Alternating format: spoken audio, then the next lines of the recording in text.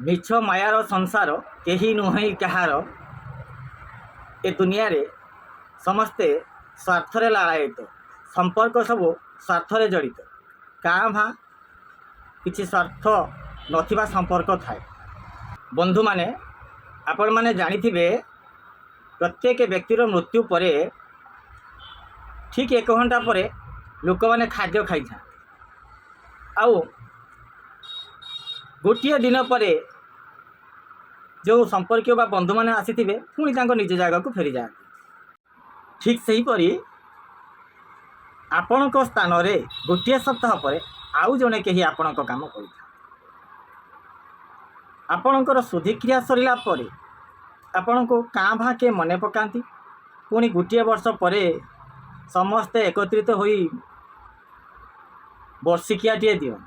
ତାପରେ ବର୍ଷକୁ ବର୍ଷ କିଏ ଦିଏ ବା କିଏ ଦିଏନି ଶ୍ରାଦ୍ଧ ଟିକେ, ଏହା ନା ଆଉ କିଛି। ଏଇଥିପାଇଁ ତ ମୁଁ ଆପଣମାନଙ୍କୁ କହିବାକୁ ଚାହୁଁଛି, ଶୁଣନ୍ତୁ, ଆପଣମାନେ ଏ ଦୁନିଆରେ ଏମିତି ଚରିତ୍ରଟିଏ ହୁଅନ୍ତୁ ଯେପରି ଲୁଣ ହୋଇଥାଏ। କେହି ଆପଣଙ୍କୁ ଅଧିକ ବ୍ୟବହାର କରିପାରିବେ ନାହିଁ, କି କେହି ଆପଣଙ୍କୁ ଛାଡ଼ି ବି ମଧ୍ୟ ରହିପାରିବେ ନାହିଁ। ଆପଣମାନଙ୍କୁ ଅନୁରୋଧ, ଆପଣ ଏମିତି ହୁଅନ୍ତୁ। ଏହା ନିରାଟ ସତ କଥା।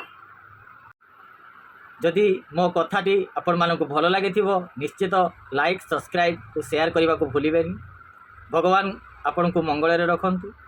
ଜୟ ଶ୍ରୀ ଜଗନ୍ନାଥ। ନମସ୍କାର।